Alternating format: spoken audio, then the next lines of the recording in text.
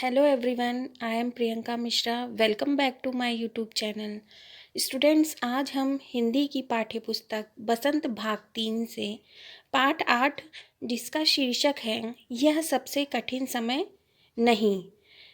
यह पाठ एक कविता के रूप में लिखा गया है और इसे लिखा है कवित्री जया जादवानी जी ने। आइए देखते हैं कि इस कविता के माध्यम से कवित्री हमें क्या बताना चाहती है। सबसे पहले कविता से संबंधित कुछ बातें जान लेते हैं। स्टूडेंट्स, यहाँ बात हो रही है यह समय कठिन समय नहीं है। तो कौन से कठिन समय की बात हो रही है और कौन सा समय जो है वो मुश्किल नहीं है, तो मैं इसको शॉर्ट में आपको समझाती हूँ। यहाँ पे आपको एक पंछी दिखाई दे रहा है और उसकी चोंच में क्या है? तिनका। तिनका मीन्स होता है घास का छोटा टुकड़ा। तो यहाँ पे जो है जया जादवानी जी हैं, वो यहाँ पे बताना चाहती हैं जब व्यक्ति निराश हो जाता है, जैसे आप लोग भी अपने जीवन में कभी कभी निराश हो जाते हैं। पढ़ते हो तो लगता है कि हम कब पढ़ाई ख़त्म होगी, कब हम जीवन का आनंद ले पाएंगे, या कोई काम करने का प्रयास करते हैं और कर नहीं पाते हैं। तो यहाँ पर कवित्री ने इन्हीं समय को कठिन बताया है और उसे वो कठिन समय नहीं मानती हैं। इस कविता में उन्होंने कुछ उदाहरण दिए हैं, कुछ तर्क दिए हैं कि यह समय कठिन नहीं है। चलिए अब हम आगे के आपके पैराग्राफ को, भावार्थ को मैं आपको डिटेल में समझा। चलिए हम स्टार्ट करते हैं, ठीक है।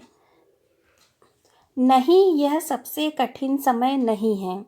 अभी भी दबा है, अभी भी दबा है चिड़िया की चोंच में तिनका, और वह उड़ने की तैयारी में है। अभी भी झड़ती हुई पत्ती। ठीक है, चलिए अब मैं जो है इस पैराग्राफ का आपको भावार्थ समझाती हूँ। इन पंक्तियों के माध्यम से कवित्री यह कह रही हैं कि हे मनुष्य, अभी तुम्हारे सामने कठिन समय नहीं है। तुम्हें बिना किसी डर, भय या संकोच के अपने लक्ष्य की तरफ बढ़ते जाना है। बच्चों देखो, कोई भी कठिन समय आए उससे घबराना नहीं चाहिए। जैसे अभी अभी हमारे समय आया था कोरोना काल, कितना कठिन समय था, लेकिन हम लोगों ने उससे जंग जीती और आगे बढ़े। वैसे ही कवित्री कह रही हैं कि किसी भी कठिन समय में घबराना नहीं चाहिए। अभी एक नन्ही सी चिड़िया अपना घोंसला बनाने के लिए एक तिनका जमा कर रही है। अभी भी वह अपने चोंच में एक तिनका लिए उड़ान भरने के लिए तैयार है। इसी प्रकार से वृक्ष की बात कर रहे हैं। वृक्ष से गिरने वाला अंतिम पत्ती को भी कोई ना कोई थामने को तैयार बैठा है। अर्थात इसका मतलब है तुम अपने लक्ष्य को पाने के लिए जीवन मार्ग पर बिना संकोच के आगे बढ़ते जाओ। मीन्स अगर तुम्हारा जो भी लक्ष्य है उस पर आप आगे बढ़ो। ये ना डरो कि हम उस लक्ष्य तक पहुँचेंगे कि नहीं पहुँचेंगे, उस सब से नहीं डरना चाहिए। बस जो आपका लक्ष्य हो उस पर आप बिल्कुल अपना ध्यान केंद्रित रखें, ठीक है। बाकी कठिनाई तो हर काम में आती है। यदि तुम अपने लक्ष्य से भटक भी जाओगे तो कोई ना कोई अनुभवी हाथ तुम्हें अवश्य सहारा देगा और तुम्हारा हौसला बढ़ाएगा। अगर आप अपने लक्ष्य से भटक भी जाओगे तो कोई ना कोई आपका हाथ ज़रूर थामेगा, जैसे कि आपके पेरेंट्स हो गए, आपके टीचर हो गए। ठीक है बच्चों, ठीक है। अब हम नेक्स्ट लाइन का मैं पैराग्राफ आपको समझाती हूँ। थामने को बैठा है हाथ एक, अभी भी भीड़ है स्टेशन पर। अभी भी एक रेलगाड़ी जाती है गंतव्य तक। गंतव्य तक मतलब लक्ष्य तक अपने, जहाँ कोई कर रहा है प्रतीक्षा। प्रतीक्षा मीन्स होता है इंतज़ार। अभी भी कहता है कोई किसी को, जल्दी आ जाओ कि अब सूरज डूबने का वक्त हो गया। वक्त मीन्स समय। अभी कहा जाता है उस कथा का आखिरी हिस्सा। कथा मीन्स होता है कहानी, जो बूढ़ी नानी सुना रही सदियों से दुनिया के तमाम बच्चों को। तमाम मीन्स होता है सभी बच्चों को, सारे बच्चों को।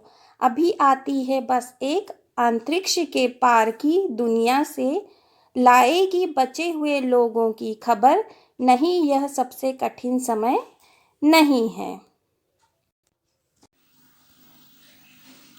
मैं आपको थामने से लेकर अभी कहा जाता है तक का मैं आपको भावार्थ समझाऊंगी।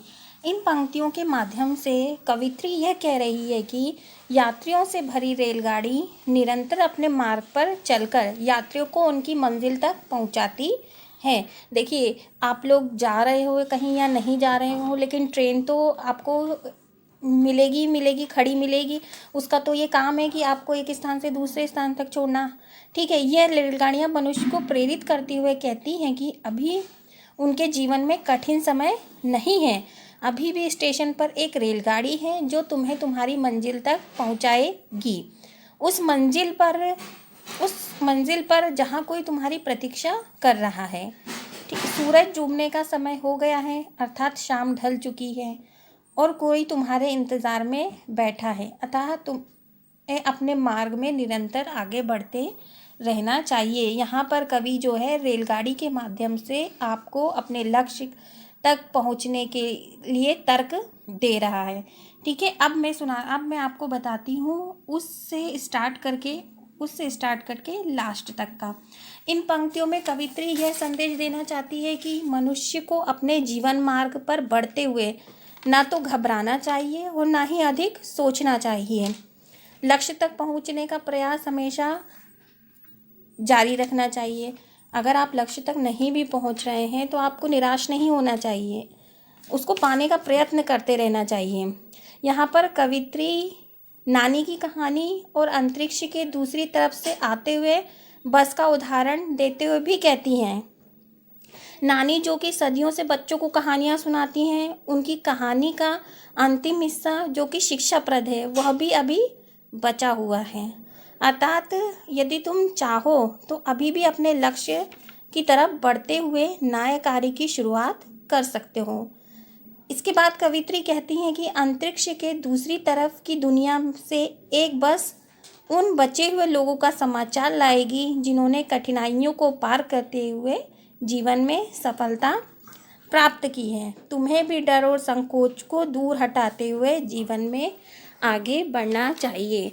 बच्चों, इस कहानी का जो मेन सारांश है वो बस यही है कि हमें निराश हताश कभी नहीं होना चाहिए। हमसे अगर ये काम नहीं, कोई भी हम अगर अपना लक्ष्य निर्धारित करके चल रहे हैं और अगर वो हमसे नहीं होता है तो हमें निराश होने की ज़रूरत नहीं है। उस लक्ष्य को पाने का सफल प्रयास करना चाहिए।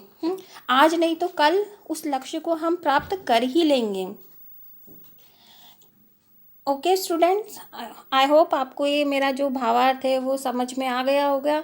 और प्लीज़ मेरे चैनल को लाइक करिए, सब्सक्राइब करिए। Okay, bye.